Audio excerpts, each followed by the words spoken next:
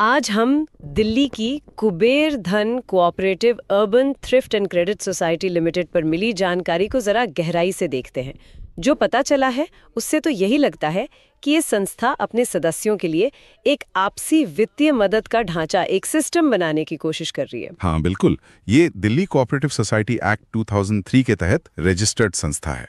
इसे आप सदस्यों के लिए एक तरह का मिनी बैंक कह सकते हैं। मिनी बैंक जी, जहां बचत और कर्ज दोनों सुविधाएं हों। इनका जो मुख्य उद्देश्य है वो है सदस्यों की वित्तीय जरूरतों को पूरा करना, चाहे वो बचत से जुड़ा हो या फिर ऋण से। ठीक है, तो चलिए इसे और खोल कर देखते हैं। ये सोसाइटी असल में क्या क्या सुविधाएं दे रही हैं? जानकारी के हिसाब से सदस्य सेविंग अकाउंट खोल सकते हैं जिस पर ब्याज भी मिलता है, और भविष्य के लिए बचत करने के भी कई रास्ते हैं शायद। हाँ, इसमें कुछ तरीके तो जाने पहचाने हैं, जैसे कि अनिवार्य जमा, जिसे सीडी कहते हैं। इसमें हर महीने एक तय रकम जमा करनी होती है। अच्छा, हर महीने? जी।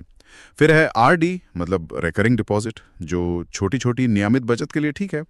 और एक मुश्त रकम के लिए एफडी यानी फिक्स डिपॉजिट का भी विकल्प है। ये दिलचस्प है कि बचत के साथ साथ लोन की सुविधा भी है।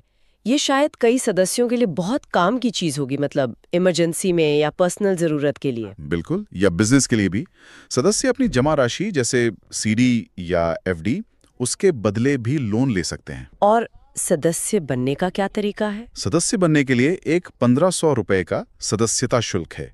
इसमें शेयर मनी, अलग अलग फंड और एंट्री फीस वो सब शामिल है।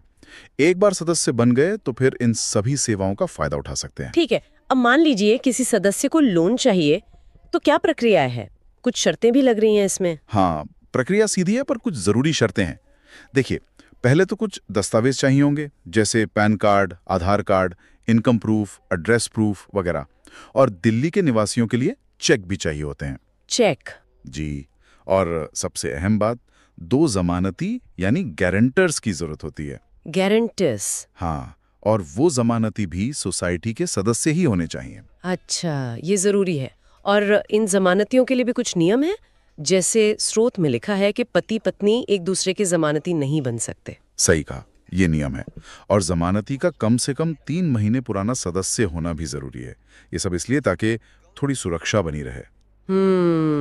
समझ में आता है। एक तरह से सोसाइटी का जोखिम कम करने के लिए। बिल्कुल। और एक और बात महत्वपूर्ण है, लोन लेने वाले और जमानती दोनों के पास निर्धारित शेयर मनी होनी चाहिए।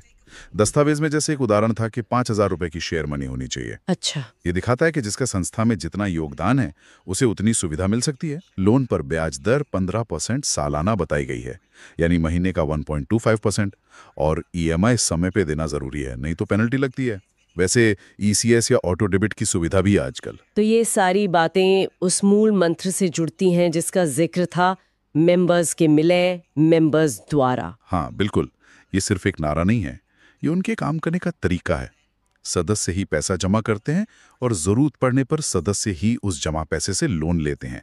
ये आपसी सहयोग पर आधारित है। तो संक्षेप में कहें तो ये एक ऐसी सहकारी व्यवस्था है जहां सदस्य नियमित रूप से बचत करके एक साझा फंड बनाते हैं और जरूरत पड़ने पर एक दूसरे की गारंटी पर उसी फंड से लोन ले लेते हैं। एकदम सही। ये आपसी विश्वास और सामूहिक जिम्मेदारी पर टिका एक वित्तीय समुदाय बनाने की कोशिश है। तो ये था कुबेर धन कोऑपरेटिव सोसाइटी के बारे में मिली जानकारी का एक विश्लेषण। हाँ, और इसे समझने के बाद एक सवाल मन में आता है, सोचने वाली बात है कि आज के इस डिजिटल बैंकिंग और फिनटेक के ज़माने में जहाँ बड़े बड़े बैंक और एनबीएफसी हैं, लोन और बचत के ढेरों विकल्प हैं, तो ऐसे में इस तरह की जो ज़मीनी स्तर की सहकारी समितियाँ हैं वो अपने सदस्यों के लिए आज भी कितनी प्रासंगिक हैं? क्या ये पारंपरिक वित्तीय संस्थानों से कुछ अलग, कुछ खास मूल्य दे पाती हैं?